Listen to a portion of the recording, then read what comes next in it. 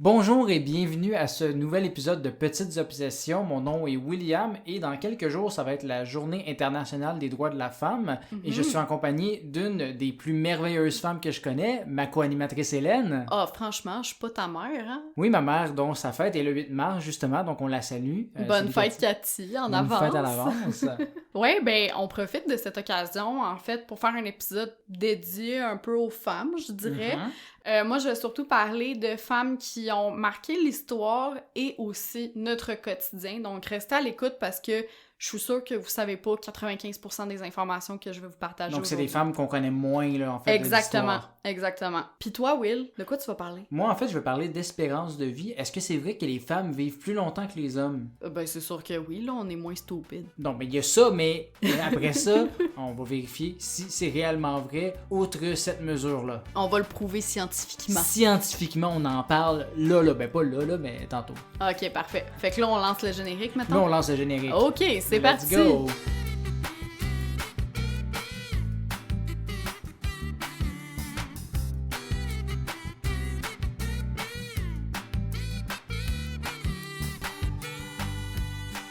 Ah, rien de tel qu'un peu de kazoo pour se mettre dans l'ambiance quand même. Là. Hey, écoute, moi, Kazoo, femme, je fais l'association directe. Direct. Écoute, Will, dernièrement, je suis tombée sur un article d'Urbania sur les femmes oubliées de l'histoire.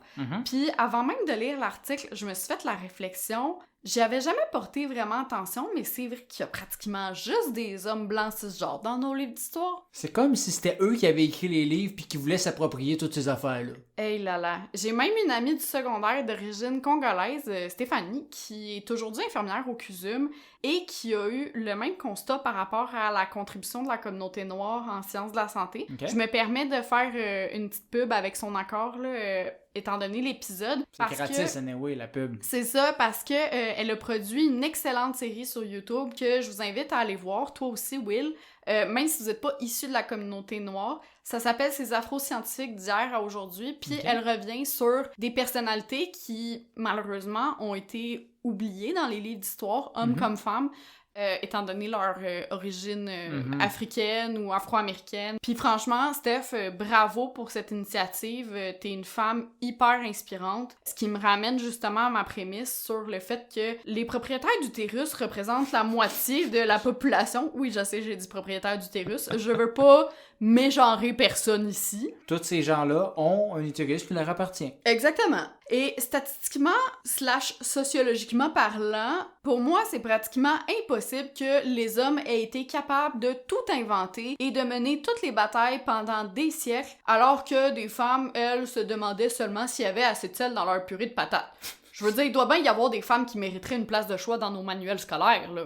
Oui, clairement, parce que tu dois connaître des hommes dans ta vie, j'imagine, Hélène? Non, absolument pas. Absolument pas. Moi, j'en suis pas un, mais tu sais... Ben toi, j'ai pas grandi avec 2 frères aînés et un père. Mais plus on est nombreux, plus stupide on est. C'est sûr qu'on peut pas avoir tout inventé, là. On n'est pas si brillant que ça, là. Non, c'est ça. Fait que j'ai fait des recherches et je t'avoue que ce fut probablement le sujet le plus difficile à traiter pour moi jusqu'ici parce que, déjà, c'est impossible de parler de toutes les femmes fabuleuses qui ont croisé mon chemin virtuel, hein. Elles sont excessivement nombreuses. Fait qu'on va voir partie 1, 2, 3, 4, 5 peut-être. C'est possible, ou sur TikTok, je sais pas encore. Aussi parce qu'en tant que personne possédant un appareil reproducteur féminin, mais ne se résumant pas qu'à ce que j'ai entre les jambes, ben je voulais bien faire ça. C'est plus long que femme quand même, hein? C'est plus long que femme, mais à un moment donné, là, Chris, faut faire je l'ai déjà dit synonymes, 72 fois. C'est ça. Donc, je sais pas si tu sais, mais moi j'ai une relation un peu amour-malaise avec le concept de féminisme et non amour-haine, hein. Je suis pas anti-féministe, au contraire, ce serait un petit peu absurde de ma part. Effectivement.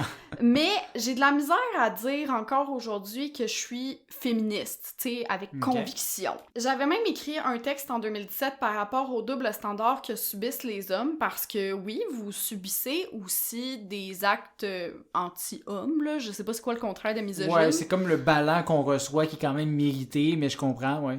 Oui, c'est ça. Puis j'en étais venue à la conclusion que j'étais pas féministe, ou en tout cas je me définissais pas féministe, mais plutôt humaniste, dans le sens où pour moi, peu importe que tu sois un homme, une femme, une personne trans, une personne non-binaire, peu importe que t'es là sur le spectre, t'es une personne, point barre, et tu mérites les mêmes droits que tout le monde. Puis c'est donc peut-être c'est un autre terme pour inclure plus les gens marginalisés, non juste Ben, c'est ça, c'est peut-être la spécialiste des mots en moi, mais je trouve que féministe, ça met de l'avant juste une partie du problème, alors que tu veuilles te définir par une étiquette ou pas, t'as des droits, pis that's it, c'est tout. Mais c'est sûr qu'il y a une partie de moi qui voulait quand même rendre hommage à ces femmes qui ont tant accompli pour que je puisse moi-même vivre normalement, aller à l'école, voter, etc. Et comme je te dis, il y en a tellement. Donc, je me suis demandé, est-ce que je te parle de la première femme à être allée dans l'espace, la Russe Valentina Tereshkova, ou de Sirimavo Bandaranaike, qui est la première femme de l'histoire contemporaine à avoir été élue à la tête d'un gouvernement. Petite info, elle a été première ministre à 3 reprises du Sri Lanka dès les années 60. Fait que le Sri Lanka a des choses à nous apprendre. Quand même, effectivement. Mais là tu triches un peu, tu dis, est-ce que je vais en parler, mais t'en parles un peu. Fait qu'au final, tu réussis à en sneaker une petite de plus, là. Ouais, mais il y en a une dont je t'ai pas encore parlé. Okay. C'est Elisabeth Magie, la créatrice du jeu qui détruit des amitiés. J'ai nommé le Monopoly. Oui, jeu qu'elle a popularisé et qui, à la base, c'était pour dire, regardez à quel point c'est de la merde le capitalisme. Et finalement, tout le monde était comme genre, j'ai du plaisir. En fait, tout le monde, tous les gens qui ont jamais joué à des vrais jeux de société, mais ça, c'est une autre histoire. C'est ça. Mais bref, bien que je respecte ces femmes puis qu'elles ont toute mon admiration, c'est pas exactement ça que je voulais. Puis ben, au final, tu m'as vu aller cette semaine, je me torturais. Recherche après recherche, c'était interminable. Elle avait une liste d'à peu près 75 noms qu'elle regardait toutes les pages. C'était beaucoup de travail pour Hélène. C'est ça. Ben, j'ai eu envie de lever le voile sur certaines de ces femmes qui ont changé notre monde. Et là, je ne parle pas de Jeanne d'Arc, Marie Curie ou encore Snooki de Jersey Shore. Ah oui, la plus importante de la gang, ça.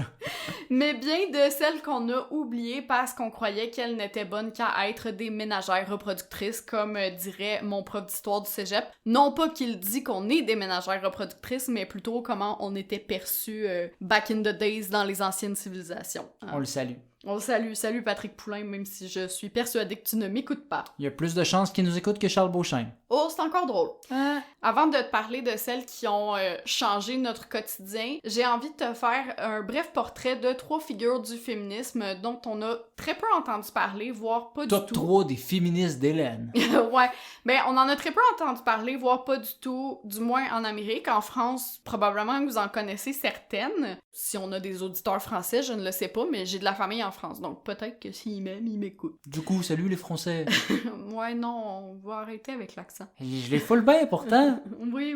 Je trouve ça important parce que elles ont toutes les 3 une Christie de paire de verres, tu vas le voir. Et après, j'ai envie de faire un petit jeu avec toi que j'ai intitulé « Sais-tu ce que cette femme a fait pour changer ta vie? » Oh, j'aime ça. Elle a inventé le bowling? Peut-être, on verra. OK.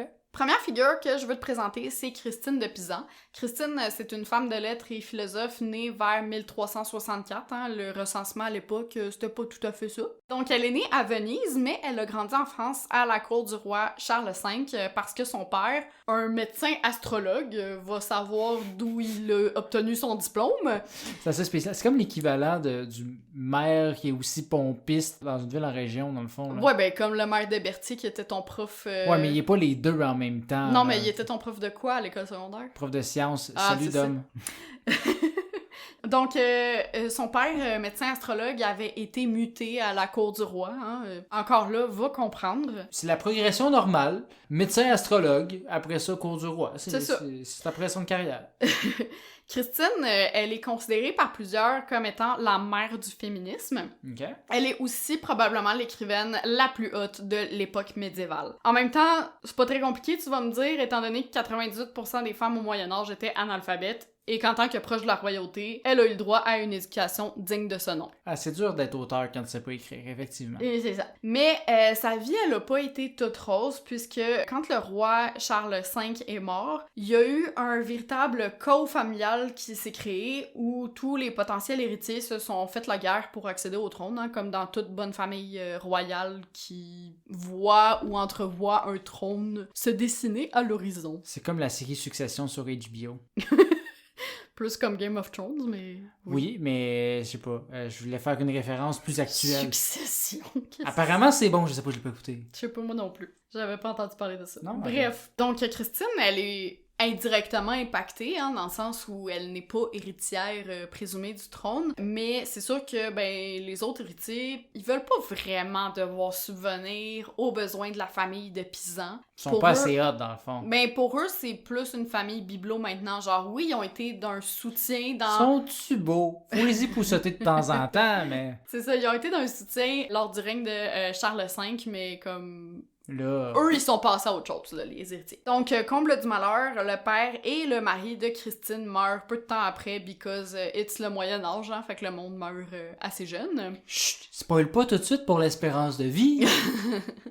Mais bon, elle se retrouve donc veuve et orpheline de père à 25 ans, avec 3 enfants à sa charge. Ah, puis d'ailleurs, elle n'obtient aucun héritage, sauf celui de rembourser les dettes de son mari à travers des poursuites judiciaires qui dureront 14 ans. Ah, cool. Fait qu'au final, ça valait la peine d'être proche de la royauté, hein? Oui, c'est ça. Ben justement, la royauté, elle veut plus vraiment payer pour elle, fait qu'elle a fini par quitter la cour royale puis se réfugier ailleurs. Toute cette mise en contexte de son historique familial pour te dire que Christine fait le choix étonnant à l'époque, je le précise, de rester veuve le reste de sa vie et ne jamais se remarier. Parce que, on se rappelle, hein, au Moyen-Âge, les femmes sont dépendantes de 2 choses, leur père et leur mari. Ouais, fait que là, elle a pas grand-chose. Elle a ses enfants. S'il y a un gars là-dedans, mais encore là, ça change rien là, pour ça. Elle a à sa charge ses 3 enfants, sa tante et sa mère. Ah, ok, fait que en plus Qui des veuve dettes aussi, du mari, là. Oui, c'est ça, en plus des dettes du mari. Cool! Autrement dit, là, Christine, elle met ses ovaires sur la table, elle préfère vivre de sa plume, elle est une des seules en même temps qui peut se le permettre, et elle décide qu'elle n'a pas besoin d'un mâle pour subvenir à ses besoins ni à ceux de sa famille. Ce qu'il faut savoir aussi, c'est qu'à l'époque, c'est très rare que les écrivains se mettent à l'avant-plan dans leurs textes, mais encore une fois, Christine, elle s'en contre-torche. Elle commence à écrire au jeu, probablement pour les vertus thérapeutiques de l'écriture. Hein. Au début de sa carrière, elle écrivait plutôt des poèmes d'amour. Elle troque ça, elle s'en va plus parler, disons, de son histoire, de son point de vue. Elle s'affirme à travers ses écrits, puis c'est une des premières à faire ça. Elle est reconnue, Ok, fait que c'est d'ailleurs, pas juste genre, j'ai fait la vaisselle, puis... Non, c'est ça, c'est pas des petites notes, c'est pas son journal de bord, là. C'est ça, là, c'est pas son journal intime, là. Non. Puis elle profite de cette arme qu'est la plume pour se porter à la défense de son genre, donc les femmes, et s'attaquer à divers préjugés misogynes comme le fait que les femmes, elles sont bonnes qu'à dilapider la fortune de leur mari. Hein. Oui, ben c'est sûr que quand ton mari avait beaucoup de dettes, c'est dur de le vider de ses poches, là, mais en même temps, je comprends très bien le point qui est absolument légitime. Non, mais c'est fou, tu sais, moi, j'ai entendu des histoires de femmes, en fait, que leur mari leur donnait de l'argent de poche par semaine pour s'assurer qu'elles dépensent pas trop, puis je suis comme... Ça, c'est comme aujourd'hui, là, pas en 1300 comme Christine. Comme Christine. Non, c'est ça. Puis ça me flabbergaste, mais bon. Réveillez-vous, la gang, vous êtes en retard. Allez lire le livre à Christine. Elle a parlé au jeu du début à la fin. Là. Écoutez-la. Par ces mots, Christine remet les hommes, dont plusieurs de ses comparses auteurs, à leur place, en expliquant que les femmes ne sont pas que de vicieuses tentatrices et qu'elles ne devraient sous aucun prétexte être battues, maltraitées, trompées ou violées. On me Le dit... strict minimum, là, tu sais, on s'entend, là. Ouais, c'est ça. On me dit à l'oreille que le mémo ne s'est malheureusement pas rendu aux oreilles de tous, même en 2022. Je pense qu'il y a encore de l'éducation, malheureusement, dans certains qui n'ont pas eu le petit post-it sur leur frigidaire. Peut-être qu'on devrait aller l'écrire. La gang, prenez des post-it, allez poser ça chez le monde que vous connaissez pas. Peut-être qu'on peut changer. Ouais, c'est ça. 600 ans plus tard, faut encore te dire « fais pas ça », tu sais. C'est pas une bonne idée, faire du mal aux gens. Bref, sa dernière œuvre, elle sera d'ailleurs dédiée à Jeanne d'Arc, qu'elle admirait pour sa bravoure et sa force de caractère du haut de ses 16 ans. À noter que Christine est décédée avant que Jeanne d'Arc soit mise au bûcher, là, donc c'est vraiment à l'époque où elle écrit ce texte-là. Qu'elle était encore badass vivante, et non juste la badass morte en badass. Ouais, c'est ça, exactement. La deuxième figure féministe dont je veux te parler, c'est Olympe de Gouges. C'est pas un vrai nom, ça. Ben attends, elle est née en 1748 à Montauban, en France, et Olympe de son vrai nom, Marie Gouges. Ah, voilà. Et elle aussi, une femme de lettres, mais surtout, elle deviendra une femme politique. Elle vit les débuts de la Révolution française c'est une politicienne qui a changé de nom puis qui était comme genre, moi, je vais faire campagne sous le nom de Olympe. Ouais. Nice. Je pense pas qu'elle a changé de nom exprès pour son lancement en politique, là. C'était juste pour montrer qu'elle était au sommet de ses capacités. Oui, c'est ça. Mais bref, elle vit les débuts de la Révolution française en direct, ce qui l'inspire à prendre position en faveur des droits civils et politiques de la gente féminine et de l'abolition de l'esclavage. Hein. Fait que mettons que il y avait pas mal de monde qui était pas trop d'accord avec elle. Ouais, à cette époque-là, effectivement. 1789, c'est donc l'année de la Révolution française, mais c'est aussi celle de la publication de la Déclaration des droits de l'homme et du citoyen qui, forcément, en découle. Eh ben, notre cher Olympe sort 2 ans plus tard la Déclaration des droits de la femme et de la citoyenne, un texte qui est aujourd'hui exposé sur une plaque de marbre à l'Assemblée nationale française. Okay. On s'entend que, encore une fois, la réception n'est pas vraiment unanime. Certains politiciens lui tournent le dos. C'est quoi les changements qu'elle a fait, en fait? Ben, en fait, avant de te dire ça, je veux juste te dire qu'elle a fini guillotinée tellement que elle avait des idées trop, comment dire, avant-gardistes. Pourtant, son adaptation, ben, c'est essentiellement une reprise de la Déclaration des droits de l'homme et du citoyen, l'homme étant homme avec un grand H, voulant désigner l'humanité, mais elle distingue les genres. Donc, autrement dit, Olympe, elle va réviser quelques formulations en remplaçant, par exemple, l'homme pour l'homme et la femme. Elle a une bonne raison pour guillotiner quelqu'un, ouais, se rajouter 2 mots, là. Non, ben, c'est pas exactement pour ça qu'elle a été guillotinée, là, c'est pour son soutien sais. à un autre parti politique pis ses idéaux, là. Donc, c'est ça, elle prétend pas que la femme est supérieure, mais vraiment égale à l'homme. On vous mettra une image sur Instagram. Et Will, j'aimerais d'ailleurs porter ton attention sur l'article 11 qui commence comme suit. La libre communication des pensées et des opinions est un des droits les plus précieux de la femme puisque cette liberté assure la légitimité des pères envers les enfants. Toute citoyenne peut donc dire librement « Je suis mère d'un enfant qui vous appartient » sans qu'un préjugé barbare la force à dissimuler la vérité. J'imagine que c'est pas pour les couples mariés parce que genre pourquoi qu'ils voudraient pas dire, fait que c'est sûrement plus les enfants illégitimes puis dire comme j'ai un enfant avec cet homme-là donc donne-moi de l'argent ou dis que... Exactement, ou tu sais, j'imagine qu'il y a certains hommes à l'époque qui avaient peur de nuire à leur réputation, donc... Mais c'est pas fort, là, ça s'adresse surtout aux femmes qui ont conçu un enfant avec un homme dans le cadre d'une relation extra-conjugale ou d'une agression, je suppose. Mais tout ça pour dire que c'est ça, il y a certains articles qui diffèrent, il n'y avait pas d'articles... Fait que là, ça fâche les petits messieurs en 1700. Ben c'est ça, il n'y avait pas... J'ai plus le droit de violer en paix. Ben c'est ça, dans la Déclaration des droits de l'homme et du citoyen, tu sais, il n'y avait pas vraiment l'équivalent de cet article-là, c'est probablement un ajout d'Olympe. Mais autrement dit, back in the days, et probablement encore aujourd'hui, dans certains endroits, certains pays, les mères n'ont supposément pas le droit de révéler l'identité de ceux qui les ont engrossés.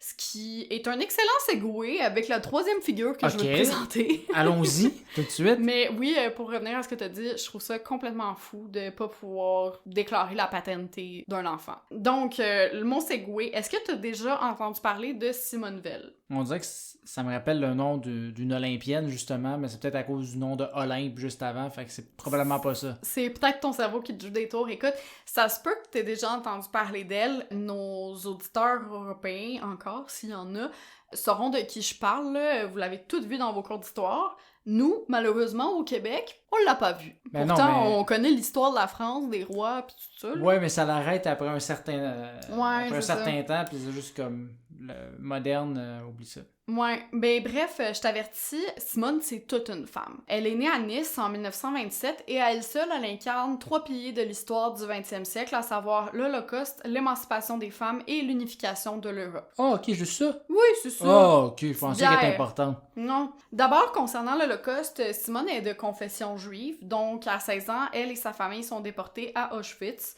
Malheureusement, ses parents et son frère sont morts dans les camps de concentration avant la libération. Elle et ses sœurs vont survivre. À 19 ans, donc au lendemain de la guerre en 1946, elle se marie avec Antoine Veil, qu'elle a rencontré durant ses études en droit et sciences politiques. Rapidement, elle s'est mise à travailler pour la fonction publique, sa mère lui ayant toujours dit que pour être indépendante, une femme doit travailler. Elle a pas tort, sauf que, tu sais, son mari est comme un petit peu dans un entre-deux. Genre, il est pas contre qu'elle travaille, mais en même temps, il aimerait ça qu'elle reste pour s'occuper des enfants. On s'entend, c'est quand même les années 60, 70.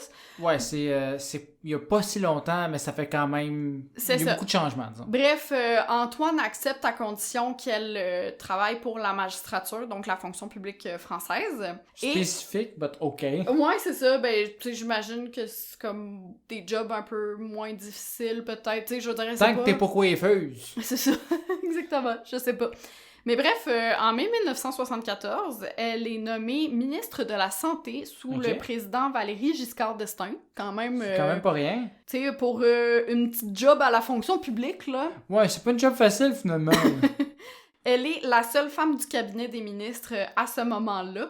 Les autres femmes, c'est toutes des secrétaires, en fait, de ministres. Et c'est là que son rôle dans l'émancipation des femmes prend forme, puisque Giscard d'Estaing lui confie comme premier mandat d'adopter une loi dépénalisant le recours à l'avortement. On est au milieu des années 70, là. Plusieurs de ses proches vont arrêter de lui adresser la parole et elle va recevoir des milliers de lettres d'insultes rien que pour son travail sur l'adoption de cette loi-là. Mais en même temps, Simone, elle a comme pas vraiment le choix d'agir, étant donné que les cliniques clandestines se font de plus en plus actives. Puis en novembre de la même année, donc 1974, elle prononce son discours face à l'Assemblée où elle dit « Nous ne pouvons plus fermer les yeux sur les 300 000 avortements qui, chaque année, mutilent les femmes de ce pays, qui bafouent nos lois et qui humilient ou traumatisent celles qui y ont recours. Je ne suis pas de ceux et de celles qui redoutent l'avenir. Les jeunes générations nous surprennent parfois en ce qu'elles diffèrent de nous. Nous les avons nous-mêmes élevées de façon différente de celle dont nous l'avons été, mais cette jeunesse est courageuse, capable d'enthousiasme et de sacrifice comme les autres. Sachons lui faire confiance pour conserver à la vie sa valeur suprême. » Solid speech quand même. Solid speech, là, vraiment. Autrement dit, elle considère que l'interruption volontaire de grossesse doit rester une solution de dernier recours pour des situations sans issue. Exemple, le bébé ne peut pas naître à terme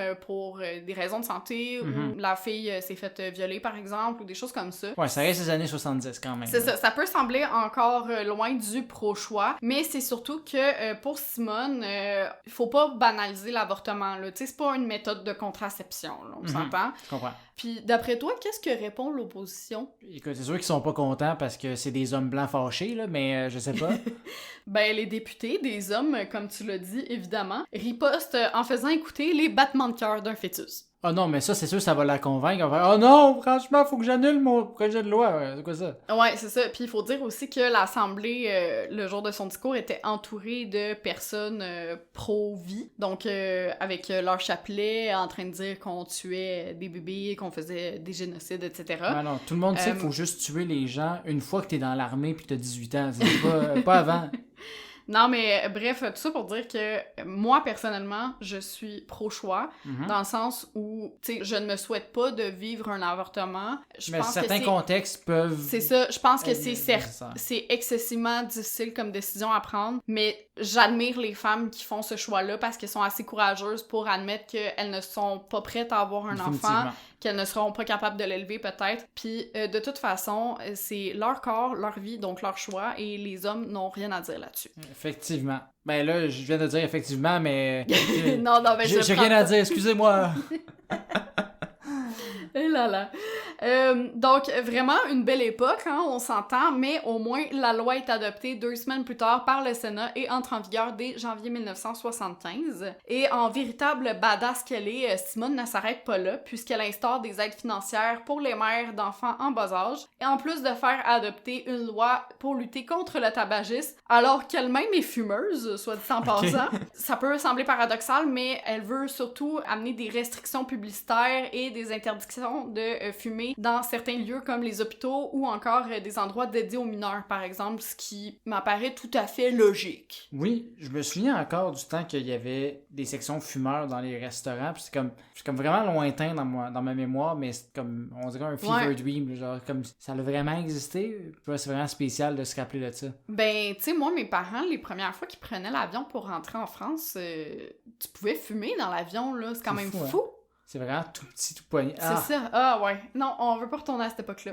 Bref, là, tu penses que ça s'arrête là, mais non. En 1979, elle devient la première présidente du premier Parlement européen élu au suffrage universel. Donc, elle est la première présidente du Parlement européen. Puis en plus, pour la première fois, c'est élu au suffrage universel, ce qui est vraiment très cool. Donc, you go girl. Pour faire bref, l'Europe est encore en construction et Simone est convaincue que la voie choisie déterminera si oui ou non on répétera les erreurs du passé, dont l'Holocauste. Elle est largement en faveur de l'Union européenne et souhaite par son rôle améliorer les conditions sociales de tous les Européens, ce qui est très louable comme ambition. Puis même si elle est élue 5 ans, elle y restera seulement jusqu'en 1982, là, donc à peu près 3 ans, 30 mois en fait pour être exact. Mais de 92 à 95, elle a accepté un second mandat comme ministre des Affaires sociales, de la santé et de la ville. Ouais, sous le président Mitterrand cette fois. Et elle décède en juin 2013 à l'âge de 89 ans. Donc, Christine,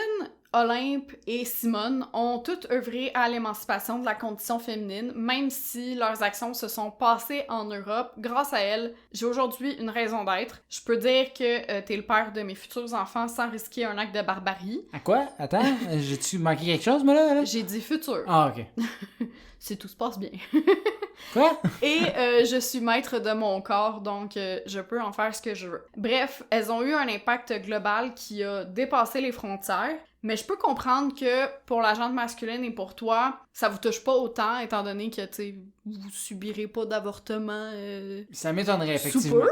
Mais reste que, c'est ça, ces femmes ont eu une force de caractère puis des actions qui ont vraiment révolutionné nos mentalités. Puis j'ai envie de t'en présenter justement d'autres qui ont certainement révolutionné ton quotidien. Puis comme ce serait trop facile de juste te donner tout cuit dans le bec comme on fait depuis des années parce que, Chris, on est des femmes, on va... De quoi tout cuit dans le bec? Vous me faites à manger, c'est ça? Ouais. C'est ça que t'essaies de sous-entendre? Ben pas moi, là, mais... Ouais, c'est ça, c'est moi qui fais à manger. Bienvenue en 2022. Ben, on va faire ça sous forme de quiz. Fait que je vais te nommer la femme en question, te dire la date charnière où il s'est passé quelque chose, et te donner un petit indice. Est-ce que ça te va? OK. Donc, Ada Lovelace, ça s'est passé vers 1842-1843, et l'indice, c'est réseaux sociaux. C'est elle qui a inventé, dans les années 70, réseaux sociaux? Non, 1842-1843. Mais c'est encore pire. Je sais pas, réseaux sociaux. J'ai pas dit que j'allais te donner des indices faciles. Réseaux sociaux, mais c'était elle qui a inventé les courriers du cœur, je sais pas. Non, elle a inventé le premier algorithme, donc le premier programme informatique destiné à être exécuté par une machine. Puis... ton indice, c'était pas si bon. Ben, algorithme, réseaux sociaux. Mais ça peut être n'importe quoi d'informatique. Ouais, mais écoute, en fait, c'est le premier programmeur au monde de toute l'histoire. Programmeur. Ouais, mais c'est pas juste la première femme programmeur, c'est la première programmeur, tout genre confondu. Fun fact, elle est la seule enfant légitime de Lord Byron dont on a parlé dans l'épisode de la Saint-Valentin. Tout est dans tout. Ouais, que j'ai lu comme étant le mâle dans le pire couple de l'histoire. Comme quoi, il a pas juste fait des mauvaises affaires. Non, c'est ça. Grace Murray Hopper, qui a fait quelque chose dans les années 50, et l'indice, c'est langage. C'est elle qui a inventé le langage des signes. Non, Grace, elle est mathématicienne, informaticienne et ancienne marine. Elle a eu un apport considérable en informatique, notamment par l'invention du premier compilateur et du langage COBOL, en plus d'avoir participé au développement du premier ordinateur distribué à grande échelle. Et fun fact, elle a aussi inventé le terme « bug » pour parler des problèmes informatiques après que des collègues aient trouvé un papillon de nuit coincé dans un ordinateur. Ah ben voilà le lien. Ouais. Eddie Lamar. Elle, ça a été durant la Seconde Guerre mondiale et l'indice, c'est sans fil. Ben là, tu parles d'Internet depuis le début, fait que là, j'ai le goût d'embarquer encore sur l'Internet. C'est elle qui a inventé le Wi-Fi. T'es bon! C'est ça? Ouais! Yes. Ben, pas exactement le Wi-Fi. Non, mais attends, les autres s'en viennent. C'est la dernière liée à la techno. Durant la guerre, Eddie et un de ses amis ont inventé un système de communication secrète, puis ben en fait, c'est ce qui est à l'origine du Wi-Fi et des technologies sans fil. Et fun fact, son réel métier, c'est qu'elle était actrice et elle était reconnue pour être la plus belle femme de son époque, et elle était vraiment très belle. Fait que à la fin, elle faisait tout, elle. Oui! Cool. D'ailleurs, elle était ingénieure aussi. Ah, ok. Mais elle est plus connue comme actrice. Oui, non, c'est ça, là. Vraiment, là, c'était genre la Marilyn Monroe de son époque, là. OK. Mary Anderson, donc ça s'est passé durant le début des années 1900, et l'indice, c'est précipitation. C'est elle qui a inventé les météo-médias. Non. Mary, elle a inventé les essuie-glaces. Ah, OK. Ouais.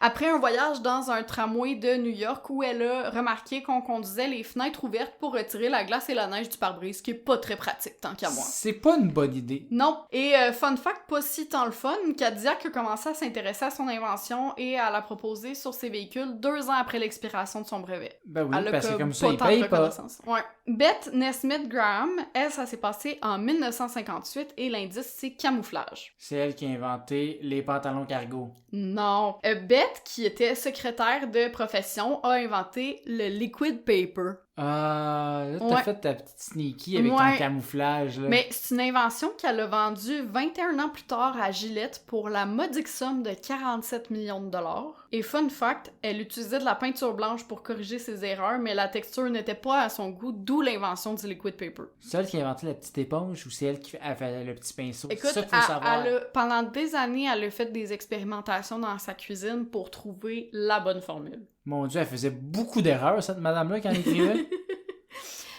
Joséphine Cochrane, ça s'est passé en 1886 et l'indice c'est « Merci, Madame Cochrane C'est pas un bon indice, Non. ça. ». Mais tu vas comprendre pourquoi je te donne cet indice-là. C'est elle qui a inventé les podcasts. Non. Joséphine, c'était le genre de madame riche qui aimait recevoir des gens à manger chez elle. Même si elle s'occupait ni de la cuisine ni du nettoyage, elle a inventé le premier lave-vaisselle mécanique. Merci. Non seulement, oui, Merci. non seulement pour accélérer la tâche du lavage de vaisselle, mais aussi pour éviter que ses employés endommagent son précieux service en l'astiquant trop fort. Et fun fact, elle l'a breveté en 1917 et son usine a été rachetée par KitchenAid. Et là, la dernière, Melita Benz, ça s'est passé en 1908 et l'indice, c'est probablement ta préférée de toutes les femmes. Il y avait pas de femmes dans le groupe Toto. Non. En 1908. Mais, je sais pas. Ok, ben, je pourrais te donner un autre indice. Pense à son prénom. C'était quoi son nom? Melita Benz. C'est elle qui a inventé les Band-Aids? Non. Elle a inventé les filtres à café. Ah, mais La marque Melita. J'ai aucune idée. Pour vrai, tu connais pas ça? Non. Ok, ben c'est une marque de café.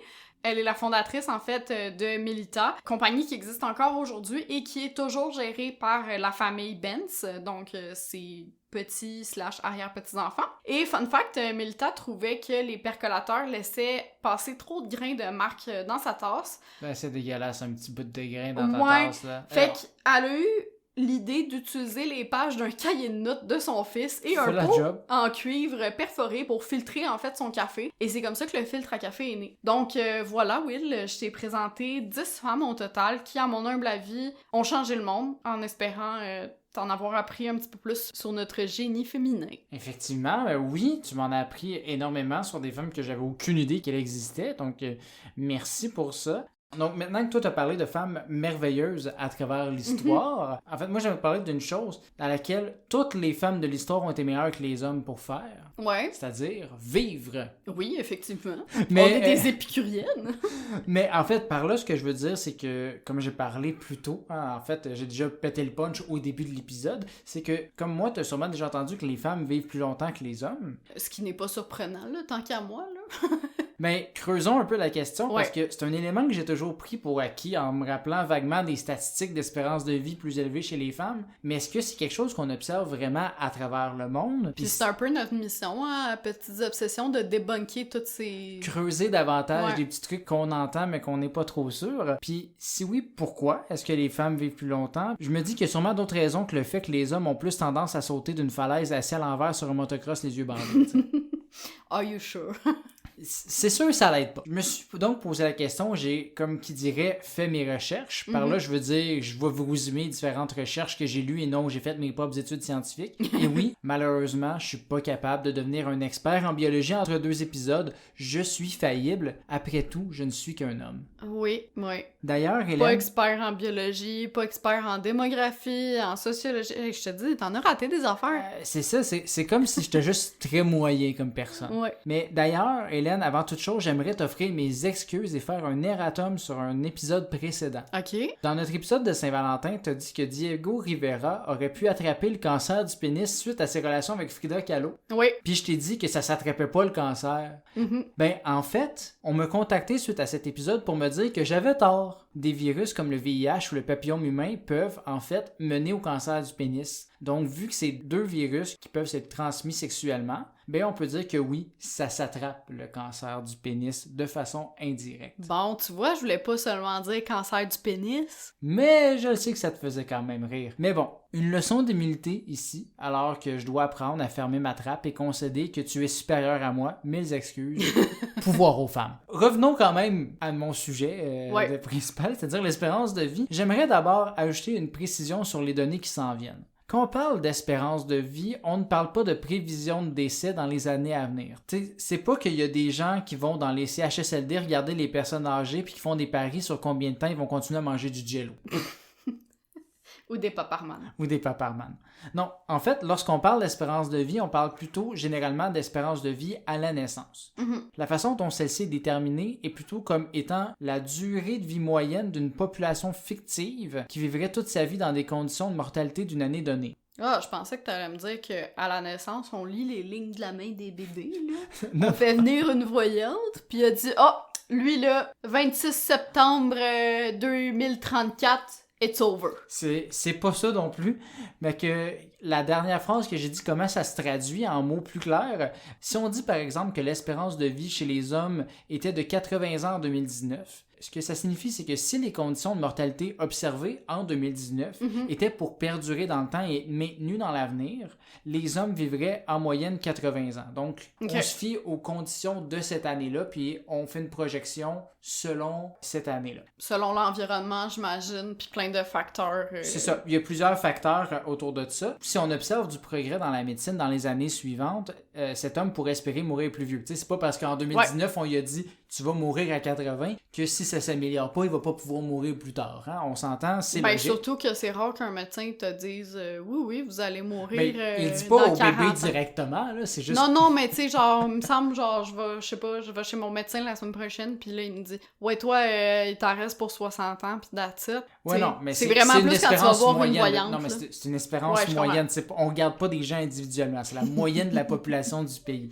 Je sais, je te taquine. Donc, cet homme-là peut espérer mourir plus vieux, puis aussi possible que l'inverse se produise et que l'espérance de vie diminue si, par exemple, on avait affaire à une pandémie mondiale ou potentiellement une 3e guerre mondiale, tu sais, des exemples complètement fictifs ici. Oui, c'est ça. Oh là là. Dans quel monde vit-on? Ouais. Pour ce qui est du calcul utilisé pour déterminer l'espérance de vie, c'est un calcul beaucoup trop complexe et ennuyeux à expliquer pour le commun des mortels. Je suis pas mal sûr que vous n'avez pas envie que j'embarque là-dedans. Sachez simplement que ce n'est pas juste une moyenne d'âge de décès dans un pays pitché dans Excel, mais qu'il est plutôt question de probabilité de décéder selon différents âges. Donc, il faut vraiment des probabilités entre chaque année, des probabilités qui augmentent, veut pas, puis c'est un gros calcul. En fait, mais moi, j'aurais quand même aimé ça que tu nous fasses une grosse démonstration mathématique sur un tableau blanc. Oui, à l'oral. Ouais, c'est ça, sachant qu'on est un médium audio, là. Une excellente idée, Hélène. Bravo. Tu seras pas surprise non plus, Hélène, si je te dis que l'espérance de vie a augmenté à travers l'histoire, et ce principalement avec l'avancée de la médecine, mais surtout aussi avec la diminution de la mortalité infantile. Ouais. Si on simplifie au maximum, si la population humaine était 2 enfants, et qu'un meurt à sa première année et l'autre vit jusqu'à 70 ans, ben on dit que l'espérance de vie de l'humanité serait de 35 ans. Ok, je comprends. Ben là, c'est vraiment dans la simplicité pure et dure. C'est pour ça qu'on peut entendre, par exemple, que l'espérance de vie était entre 30 et 35 ans en romantique, mais que l'empereur Auguste est décédé à l'âge de 75 ans. Ouais. C'est vraiment juste parce qu'il y avait beaucoup de mortalité infantile qui faisait vraiment descendre la moyenne au maximum. Ceci étant dit, les chiffres sont beaucoup moins exacts pour toute période avant le 20e siècle, alors qu'on n'avait pas autant de statistiques qu'aujourd'hui, comme on disait tantôt. L'espérance de vie à travers les époques va donc varier selon les sources. On n'a pas des chiffres vraiment exacts. Celles-ci s'entendent cependant pour dire que ce qui est le plus dur, c'était surtout de passer ses premières années. Par exemple, on estime que l'espérance de vie pendant la période paléolithique était entre 22 et 33 ans, avec seulement 60% de chances de se rendre à l'âge de 15 ans. Et crime. T'imagines, on serait mort en ce moment? Oui, on serait mort. Mais... on se serait même pas rencontrés. Mais il y avait 40% de chances qu'on se rende pas. Parce que si tu te rendais à ton Sweet 15, tu pouvais alors ajouter un 39 ans à ton espérance de vie. Donc, les gens de 15 ans et plus, ben, ils pouvaient s'attendre de mourir à 54 ans. Ce qui est quand même encore excessivement jeune, là. Oui, mais on parle de la période paléolithique. C'était quand même pas mal moins sécuritaire qu'aujourd'hui. Le feu! Comme j'ai mentionné plus tôt, les données deviennent plus fiables dans les années 1900, donc on peut voir facilement la croissance de l'espérance de vie en relativement peu de temps à l'échelle historique. En 1920, au Canada, l'espérance de vie à la naissance était de 60 ans et de 65 ans à l'âge de 1 an, parce que dans le fond, ouais, si tu passais la première année, tu gagnais 5 ans. Tu gagnais 5 ans, t'es comme genre, t'es bon, toi, là tu peux te rendre plus loin. Puis là, le bout qui est un peu plus difficile à calculer aussi, là, mais c'est à partir de l'âge de 65 ans, si tu te rendais à 65 ans, tu pouvais espérer te rendre à 78 ans. OK. Donc, c'est genre, si tu te rendais là, t'as encore un autre 13 ans de lousse. Ouais. En comparaison, en 2009, l'espérance de vie était près de 82 ans pour les deux premières catégories, donc pour les 0 et 1 an. Ouais. Et était ensuite de 86 ans pour un adulte de 65 ans. Donc, l'adulte de 65 ans avait espoir de se rendre à 86 et non juste à 78. T'as compris, papa? T'es à la veille de ton 66e anniversaire. Ouais, mais là, c'est en 2009. Là. Ah, OK. Ça a encore changé. De quoi ça a l'air, justement, aujourd'hui? Le Canada se classe en 15e position des pays avec la plus longue espérance de vie, avec une moyenne de 82,2 ans. OK. Je pensais que ce serait plus haut, le Canada. C'est parce qu'on gaspille beaucoup? Ou... Non, je pense que tes attentes sont beaucoup trop élevées. Non, mais je pensais pas le 82. Ouais, c'est ça, je pensais en termes de pays. C'est serré, tu vas voir. Okay. Au Québec, l'espérance de vie est de 82,55. OK. Donc, 1,3 de plus, qui nous classerait en 11e position si on était un pays, juste au-dessus de la France. Preuve irréfutable que la poutine est bonne pour la santé. Et non Poutine. Non, on parle pas de lui. Selon toi, Hélène, quel est le top 3 des pays avec la plus longue espérance de vie à la naissance? Je pense, tu sais, moi j'ai toujours entendu dire qu'au Japon, c'est là où on vivait le plus vieux, fait que j'oserais dire que le Japon est en premier. Effectivement, félicitations. Merci. Puis l'espérance de vie au Japon est de 84,3. Oh, OK. Fait que comme je te dis, c'est quand même serré, il y a 2 ans de différence. Non, c'est ça, c'est pas énorme. Puis sinon, si je me fie à ma voisine chinoise qui doit avoir 140 ans depuis 25 ans qu'on habitait là, j'imagine la Chine. Non, OK. T'as manqué un autre compétiteur féroce qu'on parle tout le temps de la qualité de vie là-bas, la Suisse. En deuxième position avec 83,4. Et en troisième position, c'est la Corée du Sud avec 83,3. Je suis quand même surprise, la Suisse, que ce soit deuxième. J'aurais vraiment pensé que c'était plus... la vieillesse, c'était une affaire d'asiatique, là. Non. Apparemment, si tu as des bonnes infrastructures, tu peux vivre longtemps aussi. Eh bien. Fait saillant aussi, mondialement, la moyenne est beaucoup plus basse, 73,3. Ouais. Ceci étant expliqué, entre autres, par l'Afrique, qui baisse beaucoup le pourcentage avec 64,5 ans de moyenne. En comparaison, l'Europe est à 78,2 et les Amériques à 77,2. 67 ou 77? 77. OK. Mais quand même, on est plus bas que l'Europe. Le plus bas pays est Mais c'est le vieux continent, l'Europe, c'est sûr, ils sont plus hauts. Le pays avec la plus basse espérance de vie est le royaume du Lesotho. OK, oui, Lesotho, ouais. Avec 50,7. Aïe. Ce qui est principalement expliqué justement par mortalité infantile. OK. Malheureusement. Mais là, je te dis l'espérance de vie moyenne hommes et femmes ensemble, mais qu'en est-il de la différence homme-femme? Est-ce qu'il y a vraiment une différence? La réponse est oui. Au Québec, par exemple, l'espérance de vie à la naissance est de 80,6 ans chez les hommes et de 84,5 ans chez les femmes. Yes! Donc, un petit 4 ans gratis où vous pouvez enfin avoir la paix et ne plus avoir à ramasser notre linge qui traîne. Ne plus avoir à ramasser votre linge qui traîne et ne plus avoir à baisser la lunette des toilettes. Moi, je suis bon là-dessus. Ouais. Et c'est pas juste ici que c'est comme ça. La tendance mondiale est que les femmes vivent en moyenne 5,1 ans de plus que les hommes pour atteindre 75,9 ans chez les femmes versus 70,8 chez les hommes. Aïe, ok, quand même. C'est quand même majeur à travers le monde. Mais là, je veux pas vivre 5 ans sans toi puis être tout seul à animer le podcast. Écoute, je m'imagine déjà petite vieille.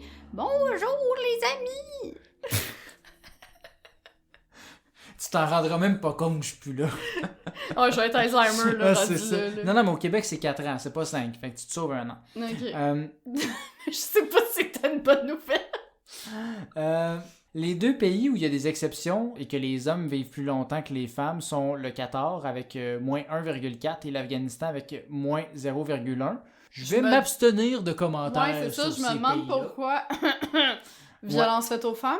C'est ça. Puis les 3 pays avec les plus grands écarts sont la Biélorussie avec 9,9 ans d'écart, suivi de la Russie et de l'Ukraine avec 9,8. Je vais encore une fois m'abstenir de commentaires. Ouais, dans le contexte historique, géopolitique du moment, là. C'est ça. C'est pas facile. J'en profite quand même pour donner tout mon soutien aux Ukrainiens actuellement. Puis on se demandait en fait qu'est-ce qu'on pouvait faire par rapport à ça. Donc on va essayer de vous mettre le plus possible des informations par rapport à la contribution de l'Ukraine dans le monde.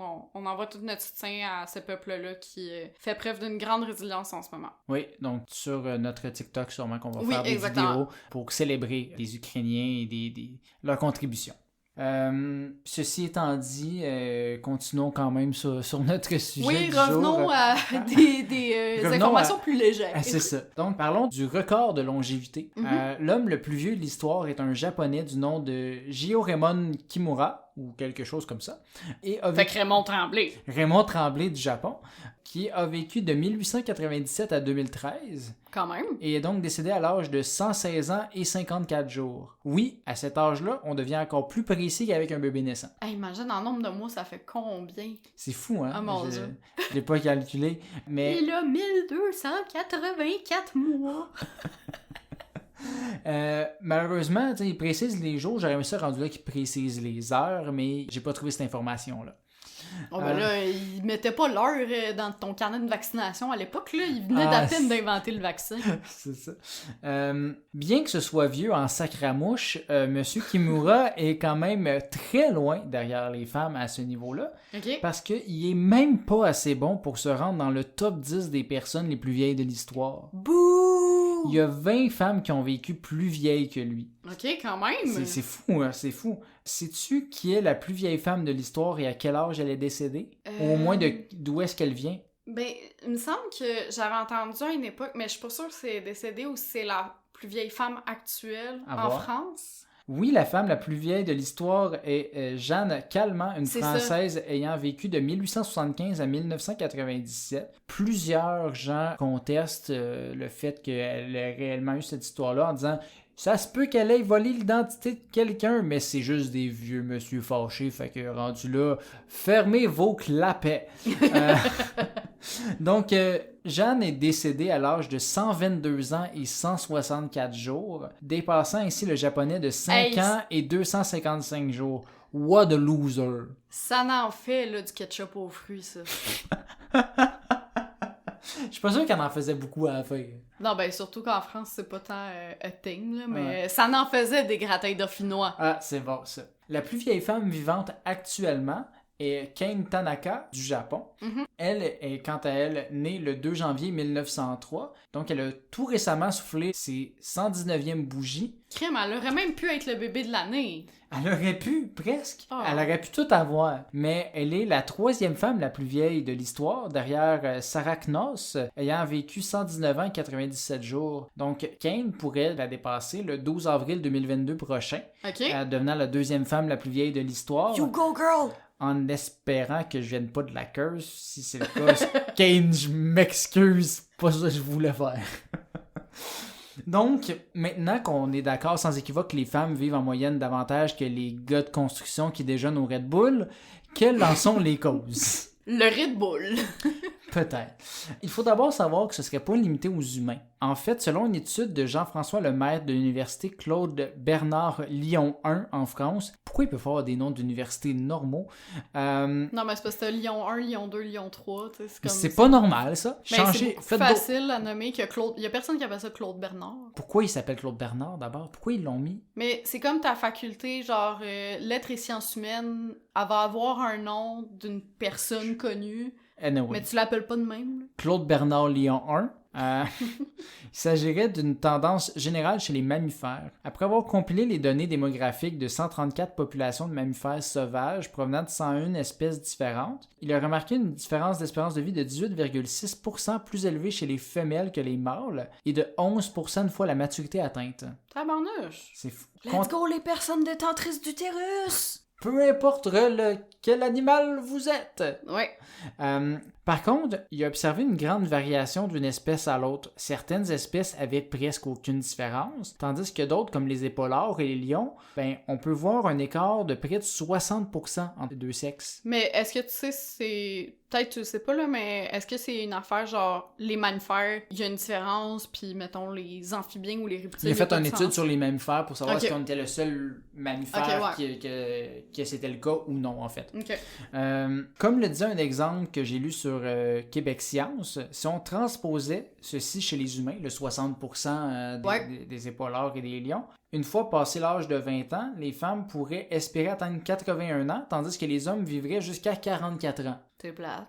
Ça serait plate, effectivement. Vous êtes tellement un bon divertissement au quotidien. C'est ça ferait longtemps sans nous autres. Ouais.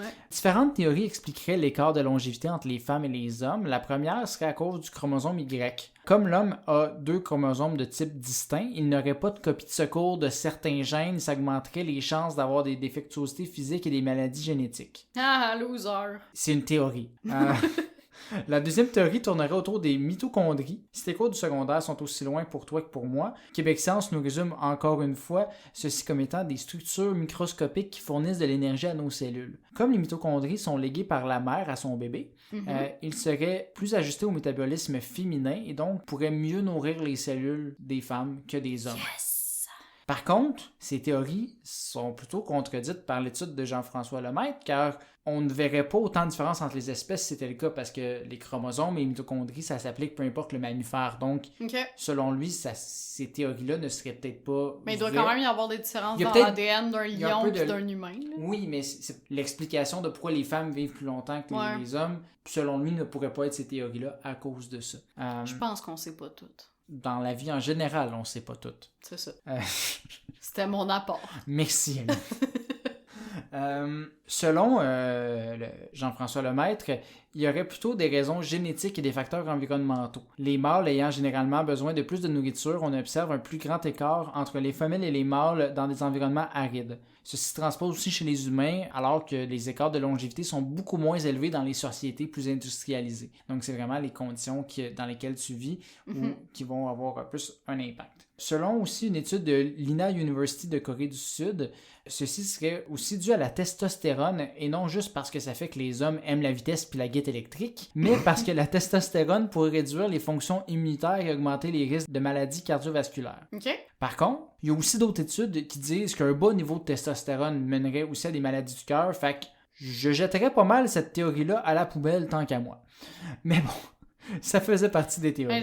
Il me semble, c'est-tu les hommes ou les femmes qui sont plus à risque de faire un AVC? Je pense que c'est les hommes. Je pense que c'est les hommes, mais pourquoi c'est peut-être pas à cause de la testostérone. Anyway. On n'est pas médecin. Hein. C'est ça. Ça pourrait aussi être l'inverse. Parce que selon une étude en 2013, l'estrogène pourrait aussi jouer un rôle d'antioxydant pour le corps et pourrait prévenir des dommages à l'ADN qui conduisent à des maladies. L'estrogène pourrait ainsi maintenir une fonction cellulaire normale et saine chez la femme et donc faire qu'elle vive plus longtemps. C'est un antioxydant peut-être, mais c'est pas un anxiolytique pour sûr. Imagine si t'en avais pas.